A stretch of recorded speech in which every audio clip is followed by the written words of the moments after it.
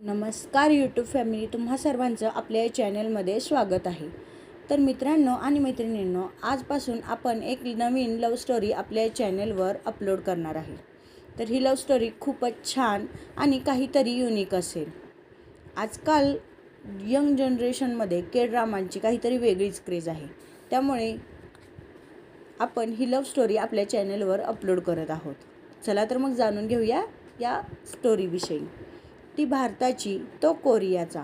भाषेच्या आणि अंतराच्या भिंती ओलांडत फुललेली ही प्रेम कहाणी आहे. विश्वास, मैत्री आणि निस्सीम प्रेमाची. कधी गोड, कधी भावनिक, तर कधी हृदयाचा ठाव घेणाऱ्या क्षणांनी भरलेली ही अनोखी सफर तुमच्या मनालाही स्पर्श करून जाईल. नशिबाने त्यांना हजारो किलोमीटर दूर जन्म दिला, पण प्रेमाने त्या दोघांना एकमेकांच्या हृदयात घर दिलं. चला तर मग जाणून घेऊया या स्टोरीविषयी. सकाळचे 7 वाजले होते. दक्षिण कोरियातील सिओल शहरातील एका आलिशान बंगल्यात एक तरुण आपल्या खोलीच्या बाल्कनीत उभा राहून शहराकडे पाहत होता. तो होता किम जून हो, म्हणजेच आपल्या या लव्ह स्टोरीचा हिरो. त्याचं वय होतं फक्त 29 वर्ष, पण कोरियातील सर्वात मोठ्या टेक आणि कन्स्ट्रक्शन कंपनी जीके ग्रुपचा CEO, करोड नव्हे तर अब्जावधींचा मालक. त्याच्या एका निर्णयावर हजारो कर्मचाऱ्यांचे भविष्य अवलंबून असे. देखणा, बुद्धिमान, शिस्तप्रिय, पण मुलींपासून कायम दूर राहणारा. त्याच्यासाठी प्रेम, नातेसंबंध या गोष्टी म्हणजे फक्त वेळेचा अपव्यय होता. सर, आज पुन्हा एका बिझनेस फॅमिलीने लग्नाचा प्रस्ताव पाठवला आहे, त्याचा एक सहाय्यक म्हणाला. जुनहो फाईल बंद करत म्हणाला. त्यांना सांगा, माझं लग्न आधीच झालं आहे, तेही माझ्या कंपनीसोबत. हे ऐकून तिथे असणारे सर्वजण हसले, कारण हेच उत्तर तो गेल्या 5 वर्षांपासून सर्वांना देत होता. त्याचवेळी भारतातील पुण्यात एका छोट्याशा मध्यमवर्गीय घरात गडबड सुरू होती. अनाया, उशीर होतोय ग. आईचा आवाज ऐकताच एक मुलगी धावत खाली आली. ती होती अनाया जोशी, वय 24, मध्यमवर्गीय कुटुंबातील मुलगी. वडील शिक्षक आणि आई शिवणकाम करून घराला हातभार लावायची. पण अनाया मात्र सामान्य नव्हती. तिला एखादी गोष्ट दाखवली की ती काही तासांमध्येच ती गोष्ट आत्मसात करत असायची.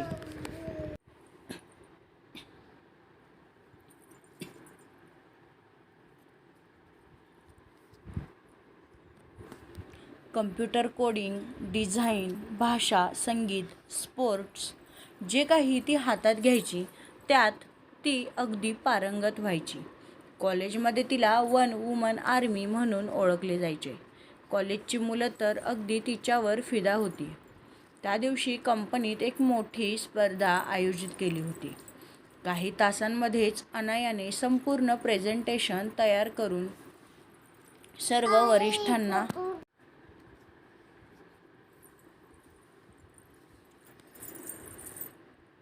सर्व वरिष्ठांना आश्चर्यचकित केलं. अनाया, तू हे एका रात्रीत केलंस? बॉसने विचारलं. अनाया हलकसं हसली आणि म्हणाली, सर, शिकायची इच्छा असेल तर वेळ कमी पडत नाही.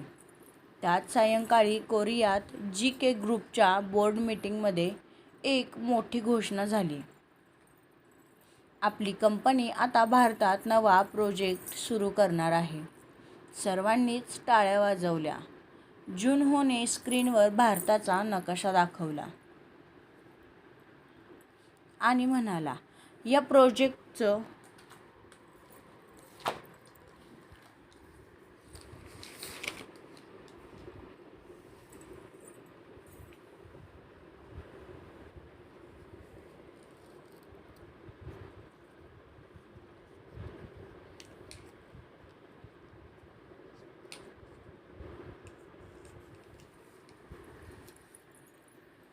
केंद्र असेल पुणे.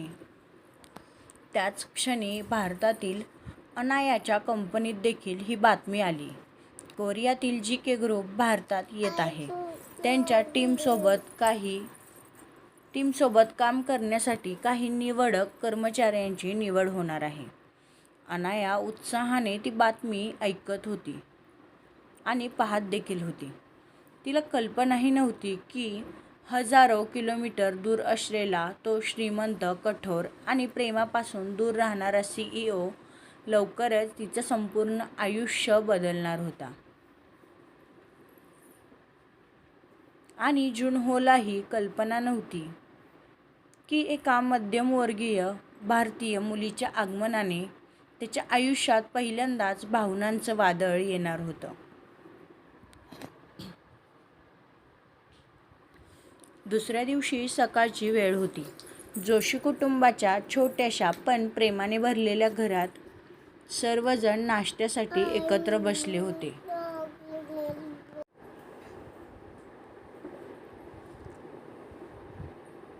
माधवजी म्हणजेच अनायाचे वडील जे वर्तमानपत्र वाचत होते, तर सविताजी म्हणजेच अनायाची आई स्वयंपाकघरातून गरमागरम पोहे घेऊन आल्या होत्या. अनाया मात्र मोबाईलमध्ये काहीतरी पाहत होती. "काय ग, सकाळपासून त्यात एवढं काय पाहतेस?" सविताजी हसत म्हणाल्या. अनायाने उत्साहाने मोबाईल त्यांच्यासमोर धरला. ती म्हणाली, "आई, बाबा, ही बातमी बघा."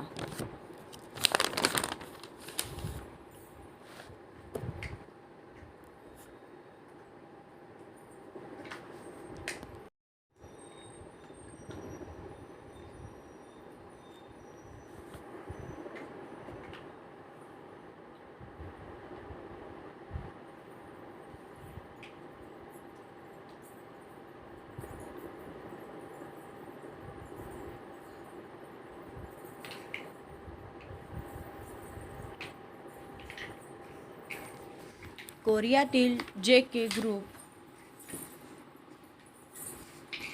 लवकरच भारतात एक नवीन प्रोजेक्ट सुरू करत आहेत. माधव चष्मा नीट करत म्हणाले. "अरे वा, ही तर खूप मोठी कंपनी आहे ना?" अनाया म्हणाली.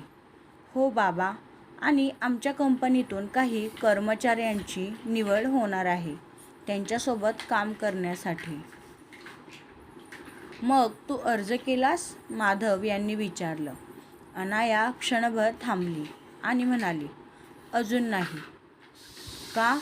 अनायाचे आई बाबा एकत्रच म्हणाले. अनायाने एक खोल श्वास सोडला आणि म्हणाली, "मला भीती वाटत आहे बाबा. हजारो लोक अर्ज करतील आणि त्यातून माझी निवड होईल. आणि जर माझी निवड झाली नाही तर?" माधव हसले आणि बोलू लागले, "अनाया, अपयशाची भीती वाटत असेल तर मोठी स्वप्ने पाहणं सोडावं लागतं." सविता यांनी तिच्या डोक्यावरून प्रेमाने हात फिरवला आणि म्हणाल्या, "बाळा, तू लहानपणापासून प्रत्येक गोष्ट स्वतःच्या मेहनतीने मिळवली आहेस. मग आज स्वतःवर शंका का घेतेयस?" अनाया शांत झाली आणि तिला आठवलं की कॉलेजमध्ये सर्वांनी अशक्य म्हटलेला रोबोटिक्स प्रोजेक्ट तिने पूर्ण केला होता. ती काही राष्ट्रीय स्पर्धा देखील जिंकली होती. काही महिन्यात तिने बऱ्याच नवीन भाषा देखील शिकल्या होत्या. मग आज ती का घाबरत होती? मित्रांनो,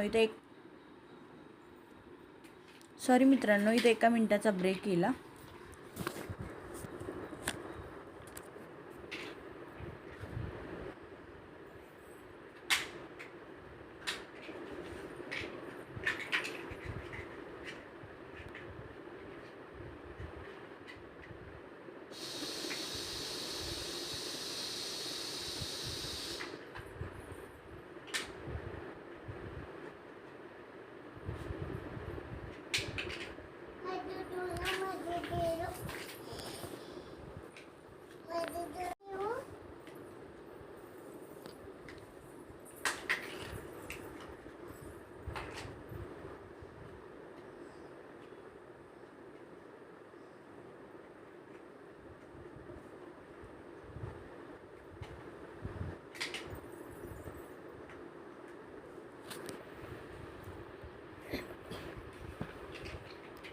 ती म्हणाली, पण आई बाबा, माझी निवड झाली तर कदाचित मला कोरियाला जावं लागू शकतं.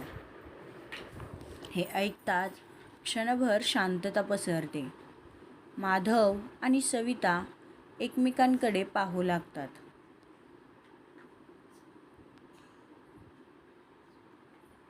त्यांच्या डोळ्यात आनंदही होता आणि अनायाविषयी काळजीही.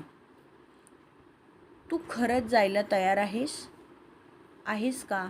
माधवजी विचारतात. अनायाने हळूच मान डोलावली.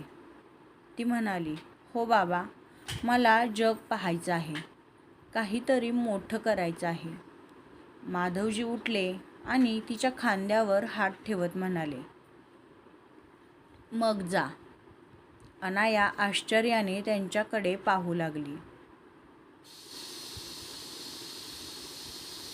अनाया आश्चर्याने त्यांच्याकडे पाहत म्हणाली, बाबा. माधव म्हणाले, तुझ्या पंखांना आकाशाची भीती वाटली तर तू उडणार कसं? सविता यांच्या डोळ्यात देखील पाणी आलं होतं. त्या म्हणाल्या, फक्त मला एक वचन दे. अनाया म्हणाली, काय आई? त्या म्हणाल्या, कितीही मोठी झालीस तरी स्वतःला हरवू नकोस. त्यांचे शब्द ऐकताच अनायाने आईला घट्ट मिठी मारली आणि म्हणाली, कधीच नाही. त्यात संध्याकाळी तिने JK ग्रुप प्रोजेक्टसाठी अर्ज भरला आणि सबमिट बटन दाबताच तिच्या चेहऱ्यावर एक हलकसं हसू उमटलं. तिला अजून हे ठाऊक नव्हतं की तिच्या आयुष्याचं सर्वात मोठे वळण आता सुरू झालं आहे.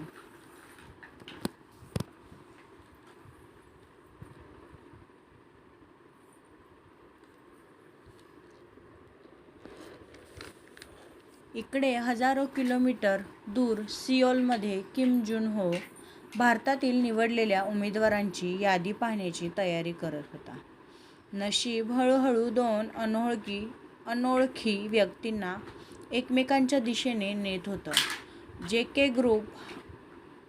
JK ग्रुपच्या भारतातील प्रोजेक्टसाठी मुलाखतीचा दिवस अखेर उजाडला होता.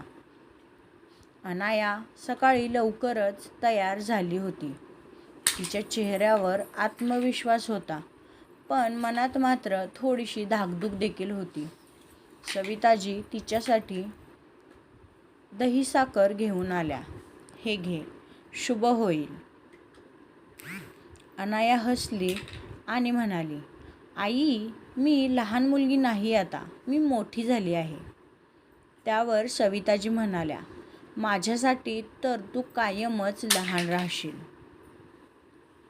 माधवजी देखील वर्तमानपत्र बाजूला ठेवत म्हणाले,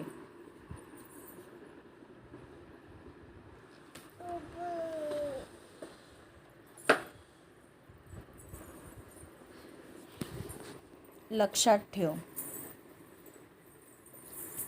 निवड झाली नाही तरी काही बिघडत नाही, पण प्रयत्न न करणे हीच खरी हार असते.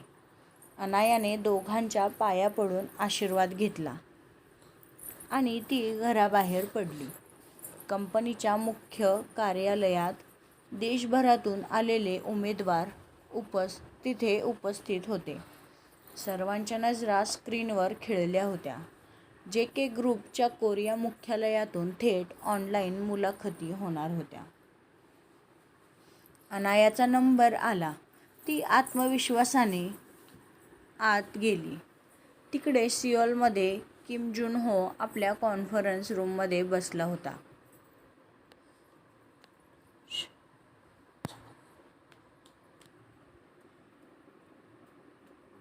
त्याच्यासोबत त्याच्या कंपनीचे काही वरिष्ठ अधिकारी देखील होते. उमेदवारांचे प्रोफाईल स्क्रीनवर दिसत होते. जुन हो फारसा इंटरेस्ट घेत नव्हता. त्याच्यासाठी ही एक सामान्य निवड प्रक्रिया होती. पण पुढच्याच क्षणी स्क्रीनवर एक नाव झळकलं, अनाया जोशी, आणि मुलाखत सुरू झाली. जर तुम्हाला एका दिवसात पूर्णपणे नवीन कौशल्य शिकावं लागलं तर तुम्ही काय कराल? एका अधिकाऱ्याने विचारलं. अनाया हलकसं हसली आणि म्हणाली, सुरुवात करेन. क्षणभर सर्वजण गोंधळले. म्हणजे? ती म्हणाली, बहुतेक लोक नवीन गोष्ट अवघड आहे असं समजून घाबरतात, पण मी आधी शिकायला सुरुवात करते. नंतर भीती वाटली तरी चालेल. कॉन्फरन्स रूममध्ये क्षणभर शांतता पसरते.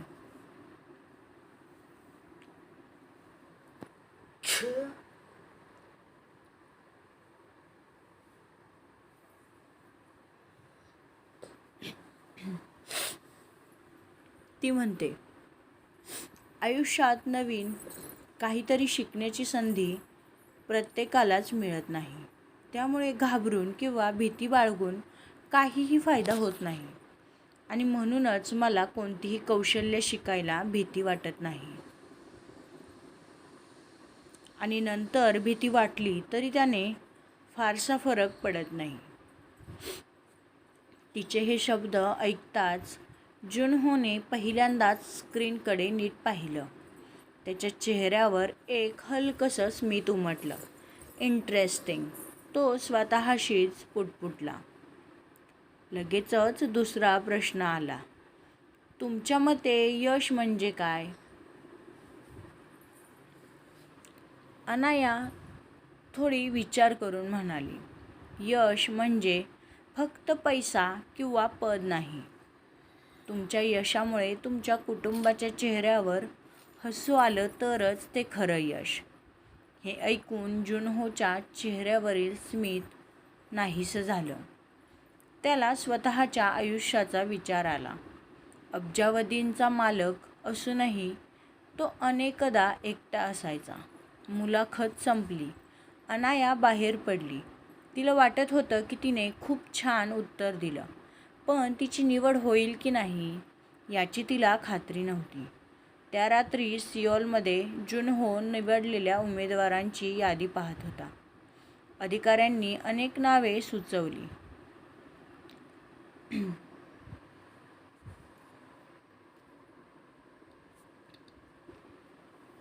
अचानक त्याची नजर अनाया जोशी या नावावर स्थिरावली. तो शांतपणे म्हणाला, ही मुलगी निवडा. तोच एक अधिकारी म्हणाला, पण सर, तिच्यापेक्षा जास्त अनुभव असलेले उमेदवार आहेत.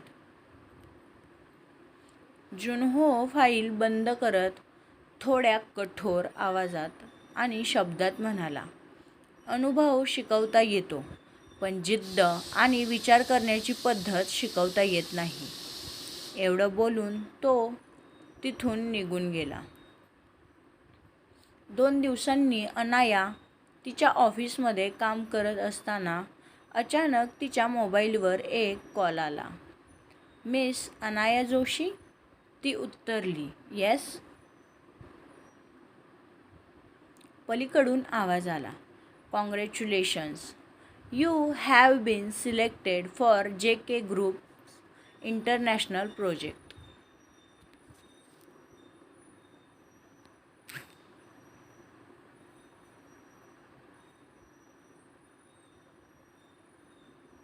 हे ऐकताच अनायाच्या हातून पेन खाली पडला आणि तिचा श्वास क्षणभर थांबला. मी निवडले गेले? समोरून उत्तर आलं, येस. आणि पुढच्याच महिन्यात तुम्हाला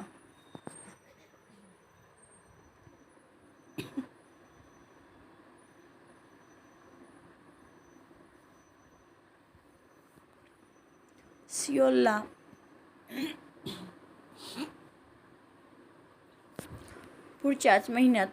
सिओलला यावं लागेल. एवढं बोलून समोरील व्यक्तीने फोन कट केला. ऑफिस सुटताच अनाया घरी पोहोचली आणि आनंदाने ओरडली, आई, बाबा, माझी निवड झाली. सविता आणि माधव यांच्या डोळ्यात अभिमान चमकत होता, पण त्यांना माहीत होतं, आज त्यांच्या मुलीच्या आयुष्यातील एक नवीन अध्याय सुरू झाला आहे. पण त्यांना हे माहीत नव्हतं की हजारो किलोमीटर दूर असलेला एक CEO आधीच तिच्या आयुष्यात प्रवेश करण्याची तयारी करत होता. तर मित्रांनो आणि मैत्रिणींनो, आपला आजचा भाग इथेच संपत आहे. हा भाग तुम्हाला कसा वाटला हे मला कमेंट करून सांगायला विसरू नका. आणि आपल्या आजच्या भागात काही गॅप आल्यामुळे आय एम एक्स्ट्रीमली सॉरी, पण इथून पुढच्या व्हिडिओमध्ये असं होणार नाही.